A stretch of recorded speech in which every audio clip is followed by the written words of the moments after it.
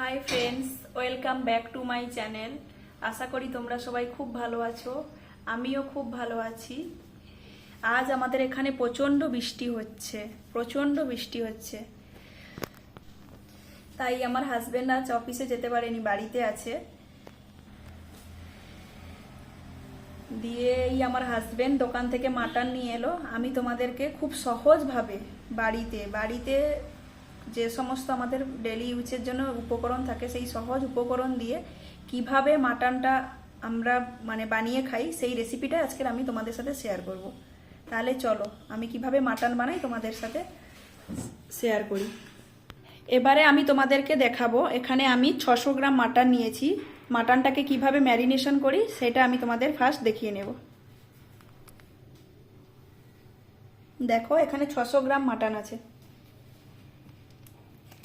প্রথমে আমি দেব, এই যে দেখো আমার এখানে আদা আর রসুন একসাথে পেস্ট করা আছে।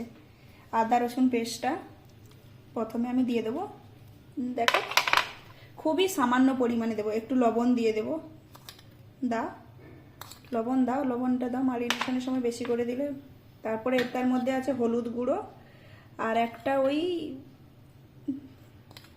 কিচেন কিং টাইপের গরম মশলা টাইপের একটা, ওটাই আর কি। আর এবার একটু রেড চিলি পাউডার। এবার একটু দেব সর্ষে তেল। দেখো, এই মশলার সর্ষে তেলটা এবারে দিয়ে দেব। দিয়ে দিলাম। এবারে আমি এটাকে ভালো করে ম্যারিনেশন করে দেবো, মাখিয়ে নেব। ম্যারিনেশন করে বেশিক্ষণ রাখার দরকার নেই, আমি খুব সহজ পদ্ধতিতেই বানাই আর খুবই অল্প উপকরণ দিয়েই আমি বানাবো মাটনটা। দেখো, আমার ম্যারিনেশন হয়ে গেছে। আমি এটাকে জাস্ট 5 মিনিট রাখবো। 5 মিনিট আমার এই দেখো মাটনে যে আলুটা দেবো, এই আলুটা ফ্রাই করছি। আলুটা ফ্রাই হতে যতক্ষণ টাইম লাগবে ততক্ষণই মাটনটা থাকবে, তারপরেই আমি মাটনটা বসিয়ে দেবো। এবারে দেখো, আর মাটন রেডি করার জন্য আমার কী কী লাগবে দেখো। আমি হচ্ছে কি মাটনটাকেই প্রেসার কুকারেই বানাচ্ছি, তাই প্রেসার কুকারে একেবারেই আলু এতেই ফ্রাই করে নিচ্ছি। হালকা করে ফ্রাই করবো, খুব বেশি ফ্রাই করার দরকার নেই।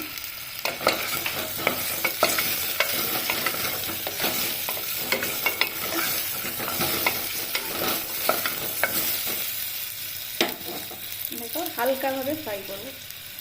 আমি একেবারেই প্রেসার কুকারেই মাটনটা করবো। প্রথমে আমি হালকাভাবে আলুগুলো, দেখো আমি আলুগুলোকে এই যে ভেজে তুলে নিলাম হালকাভাবে। এবারে এই যে কুকারের মধ্যে আমি এই যে সর্ষে তেল দিয়ে দিলাম। দেখো,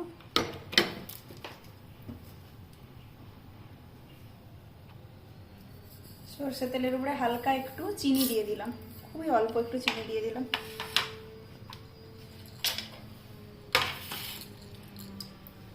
তারপরে এই যে গোটা গরম মশলা, এলাচ, লবঙ্গ আর গোলমরিচ, এইগুলো দিয়ে দিলাম। আর একটু তেজপাতা দিয়ে দিলাম।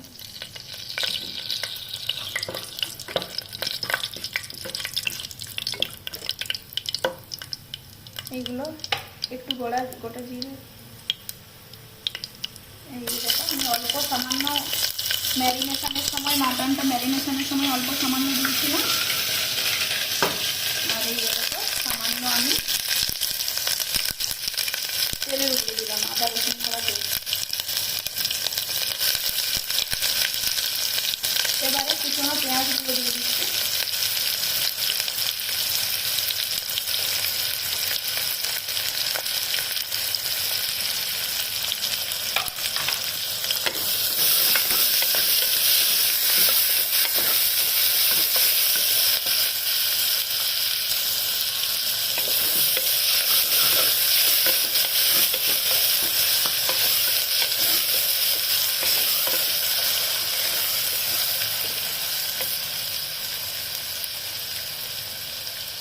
পেঁয়াজটা এবারে হালকা ভাজা ভাজা করে নেব।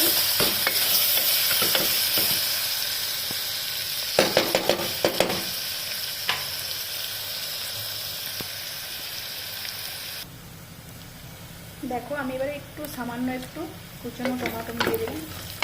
পেঁয়াজটা হালকা ব্রাউন কালার হয়ে যেতে কুচনো টমেটোটাও দিয়ে দিলাম।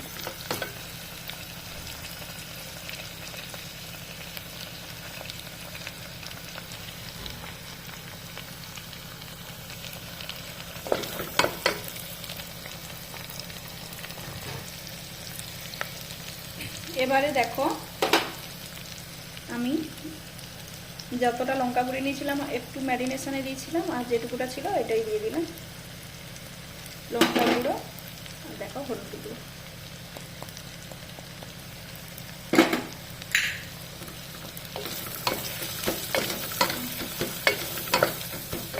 হালকা একটু তেলে মশলাটা আমি নাড়িয়ে নেব।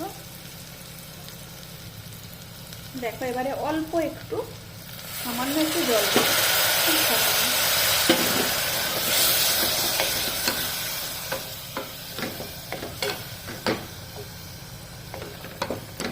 দেখো জল দিয়ে 2 মিনিট মশলাটাকে কষিয়ে নেব, 2 মিনিট। দেখো 2 মিনিট মশলাটা আমার কষানো হয়ে গেল, তেলটাও ছেড়ে দিয়েছে দেখো। এবারে আমি ম্যারিনেশন করা মাটনটা দিয়ে দেব।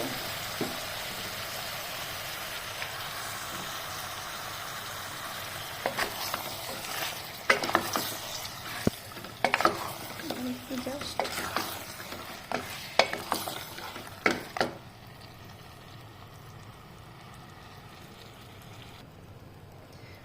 দেখেছি আমি মাটনটা দিয়ে দিলাম। এবার একটু কি করব না, গ্যাসের ফ্লেমটা দেখো আমি বাড়িয়ে দেব, কারণ না মাটন দেওয়ার সাথে সাথে না একটু জল বেরিয়ে যায় মাটন থেকে।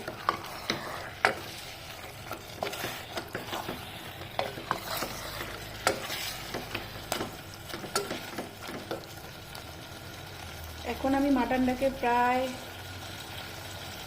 15-20 মিনিট কষাতে হবে, ভালো করে কষাতে হবে।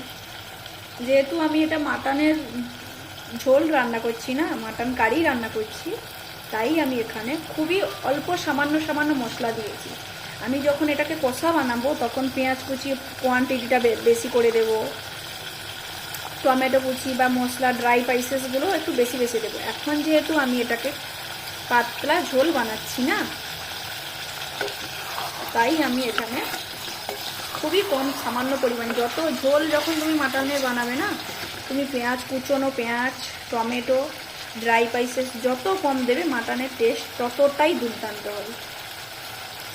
আমি যেইভাবে রান্না করলাম এত সহজ পদ্ধতিতে, তুমি এইভাবে একবার তোমরা রান্না করে দেখো, তারপরে তোমরা বারবার এইভাবেই বানিয়ে খাবে। আমি কিচ্ছু দিচ্ছি না, জিরে গুঁড়ো ধনে গুঁড়ো কিচ্ছু না, তোমরা তো দেখেইছো খুবই সামান্য মশলাতেই বানাচ্ছি। তাহলে মাটনটা একটু কষানো হয়ে যায়, তারপরে আমি আবার আসছি। এই দেখো একদিকে ভাত আর একদিকে মাটন, আমাদের আজকে দুপুরে এই রেসিপি, ভাত আর মাটনের ঝোল। আসছি 15 মিনিট পরে আসছি। বৃষ্টির দিনে যদি গরম গরম মাটনের ঝোল আর ভাত হয় তাহলে আর কি চাই বলো। এই দেখো মাটনটা আমার কষানো চলছে, এবারে কিছুক্ষণ করে আলুগুলো দিয়ে দেবো।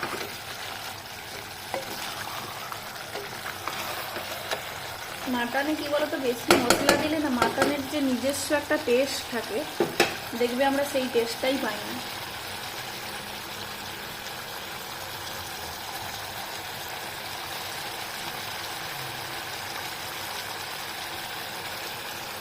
তাই মাটনে সব সময় যতটা সম্ভব কম মশলা দেওয়া দরকার। দেখো এই স্টেজে এসে আমি ভেজে রাখা আলুগুলো দিয়ে দিলাম। আলুগুলো দিয়েও বেশ কিছুক্ষণ কষিয়ে নেব।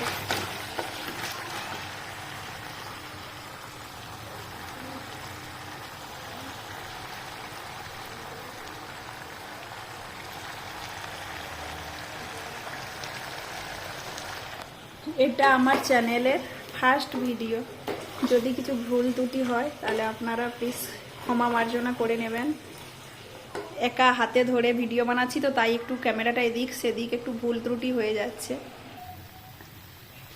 দেখো আমার মাটনটা কিন্তু পুরো একদম কষানো রেডি। তোমরা ফোনে বুঝতে পারছো নাকি বলতে পারবো না, কিন্তু পুরো দেখো এইভাবে লাল লাল হয়ে যাবে আর নিচ থেকে একটু দেখবে বসা বসা টাইপের হয়ে যাচ্ছে আর তেলটা পুরো মাটন থেকে ছেড়ে দেবে। তখনই তোমরা বুঝবে যে মাটনটা পুরো রেডি। দেখো আমি এইবারে এর মধ্যে জল দিয়ে দেবো, গরম জলই দিচ্ছি, কিন্তু তোমরা তোমার গরম জলই দেবে সব। দেখো আমি গরম জল দিয়ে দিলাম মাংসটার মধ্যে, দেখো আমি গরম জল দিয়ে দিলাম। এবারে ঢাকনাটা দিয়ে দেব। যেহেতু চিকেনের ঝোল তাই একটু চিকেনের ঝোল বলছি মাটনের ঝোল, তাই একটু বেশি জল দিলাম। দেখো আমি প্রেসারে ঢাকনাটা লাগিয়ে দিলাম।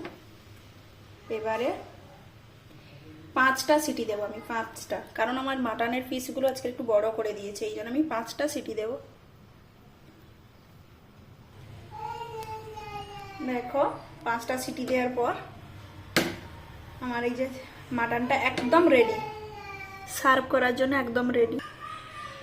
দেখো আমি আমার হাজবেন্ডকে খেতে দেবো তাই প্লেটটা রেডি করে নিয়েছি। দেখো কতটা কম তেল মশলায় রান্না করলাম তোমরা দেখলে। আমি আমার হাজবেন্ডকে খেতে দেবো তাই ওর প্লেটটা রেডি করে নিলাম।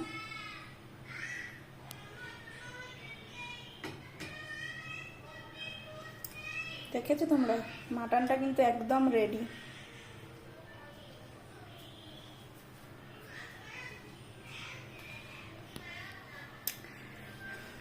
আজকের আমার এই রেসিপিটা যদি আপনাদের ভালো লাগে তাহলে আমার চ্যানেলটাকে লাইক, শেয়ার, কমেন্ট, সাবস্ক্রাইব করতে ভুলবে না মনীষা কিচেন ব্লগ চ্যানেলটিতে। Hi, thank you.